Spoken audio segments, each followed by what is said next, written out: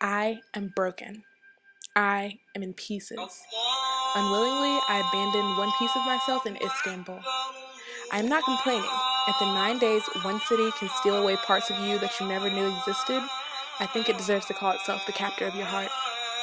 It stimulated every sense, every emotion, and every muscle. Navigating the narrow alleys and trumping the terrible traffic were a few of the harder things we learned to do in Istanbul. The Fenerbahce football fanaticism and notorious nightlife were a few of my favorite things we experienced. We were swept into the passionate protests of the Turkish youth when we too were faced with the adversities they experienced at the hands of their overprotective government, both in theory and action. Before we even had the chance to see our browsers locked out of Facebook or YouTube, we saw the streets ablaze with angry outcries. Never before have I seen such a moving scene, only in Istanbul. I saw few people that exemplified what my existing notion about the Middle East would have led me to believe that the citizens of Turkey should look or act like. All the women we encountered were so powerful and confident. I asked a few of them what they thought of my findings about the rate of women who don't compete in the business world once they've started a family. Estra, one of the women we met at TurkCell, gave her opinion on women in the workplace in Istanbul. Okay, this is Estra from Turkey, TurkCell. I'm working for TurkCell nearly 10 years, so I'm living in Istanbul, in a big city. I'm graduated from business administration. So when we look at Turkey overall, before that in TurkCell we have 50% women working as an employee, so it's a really high ratio if you compare in other parts of Turkey, because I've grown up in a big city like Istanbul in Turkey.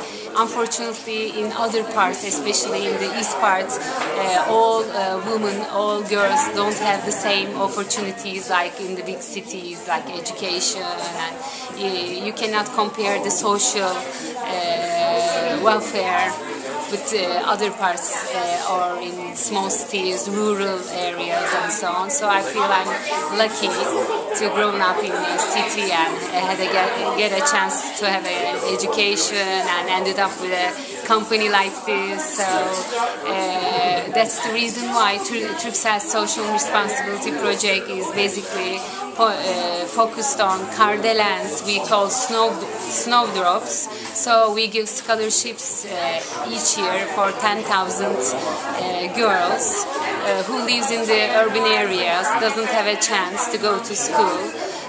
They probably grown up in a big families and don't have enough money to send their girls to the schools. So that's the reason why we give a scholarship support for these girls and a kind of contribution to make them as a How do you feel about the fact mothers, that a lot of Turkish women, after they settle down and have families, don't go back to work, even though they have college degrees? How do you feel about the fact that a lot of Turkish women, after they settle down and have families, don't go back to work, even though they have college degrees? Well, I think that's a big problem, but that's because women in Turkey, they are just like third persons. Men is always in front of the woman, so the woman has nothing to speak.